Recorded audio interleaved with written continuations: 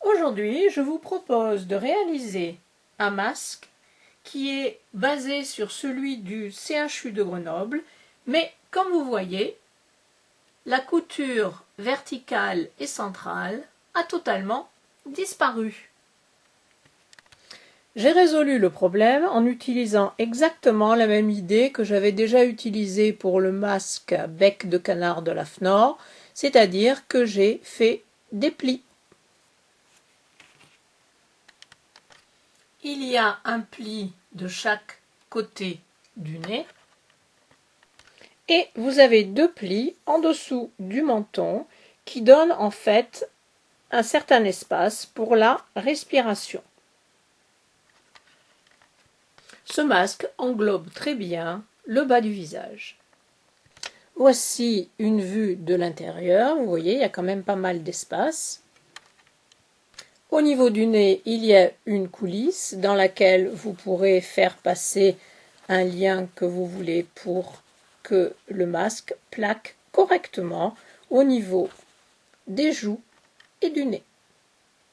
De chaque côté, des goulottes ou des coulisses pour faire passer les élastiques.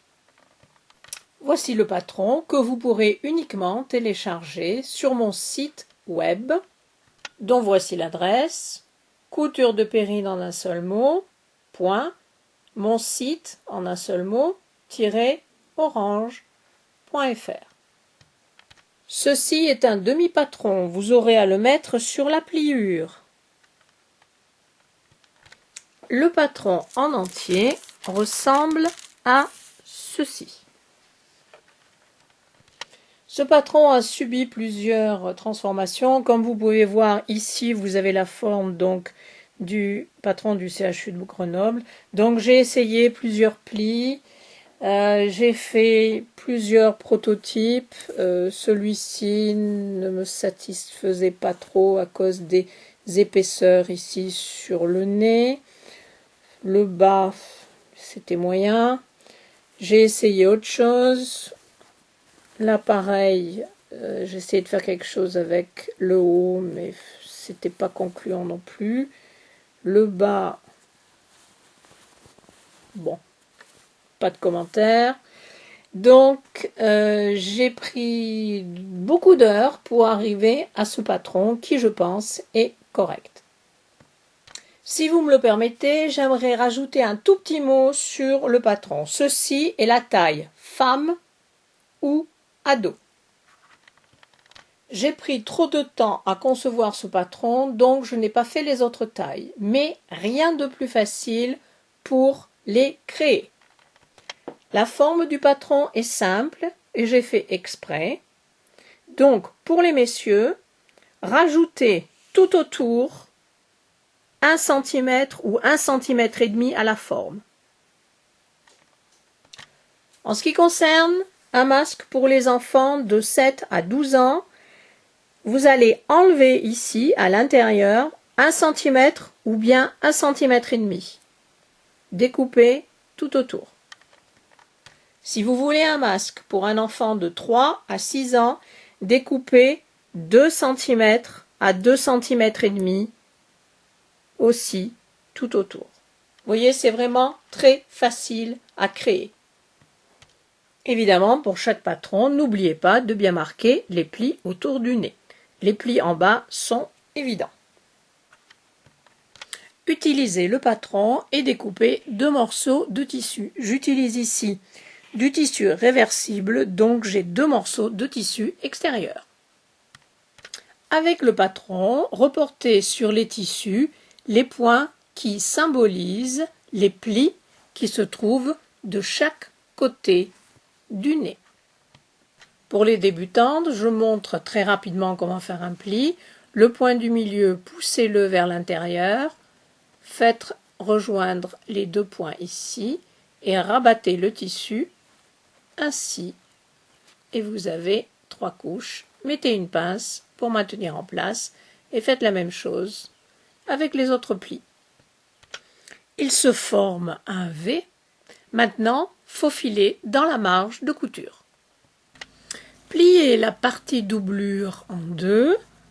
Faites rejoindre les deux plis et marquer le milieu en pressant avec vos doigts. Prenez un morceau de billet de 10 à 12 cm de long, pliez-le en deux et marquez le milieu aussi. Superposez les deux milieux et placez le billet à 1,5 cm du bord supérieur du masque. Piquez ensuite la coulisse en place, en haut et en bas, à quelques millimètres du bord. Occupons-nous maintenant des plis inférieurs. Donc, ramenez ce V sur celui-là, comme ceci. Faites bien correspondre. Et venez aligner cette partie avec l'espèce de petite oreille que vous avez ici. Mettez une pince pour tenir et faites la même chose, comme ceci, de l'autre côté. Faites ensuite une petite faufilure pour tenir en place. Le tissu que j'utilise ici est tissé très serré, donc je vais simplement me contenter de 2 couches. Si vous voulez utiliser un tissu filtre, découpez dans ce tissu la même forme et faites les plis de la même manière. Utilisez des pinces pour venir le placer sur le dos de la doublure. Nous allons maintenant assembler les deux parties du masque, donc mettez endroit contre endroit, comme ceci, et il vous faut maintenant aligner les bords, évidemment, et surtout bien faire correspondre les plis. J'attire votre attention sur le fait que, au-dessus du nez, les plis seront inversés. Mettez des pinces et ensuite faites une couture à 1 cm du bord tout autour, sauf sur un des côtés où vous allez laisser une ouverture de 6 cm. Coupez les coins et enlevez un tout petit peu plus d'épaisseur sur les côtés.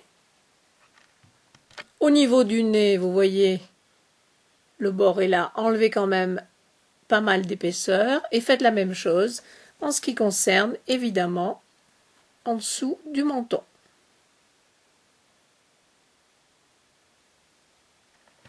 Au niveau du menton, faites même une entaille. Retournez votre masque sur l'endroit par l'ouverture, faites bien ressortir tous les coins délicatement et ensuite donnez un bon coup de fer. Les coins sont bien sortis. La courbe est bien faite aussi, ainsi que le V en bas, en dessous du menton. Nous allons maintenant fermer l'ouverture en cousant la goulotte, donc repliez le côté du masque sur 2 cm et sur l'endroit, faites une piqûre donc beaucoup plus bas, laissez-moi vous montrer, comme ceci, pour former la goulotte.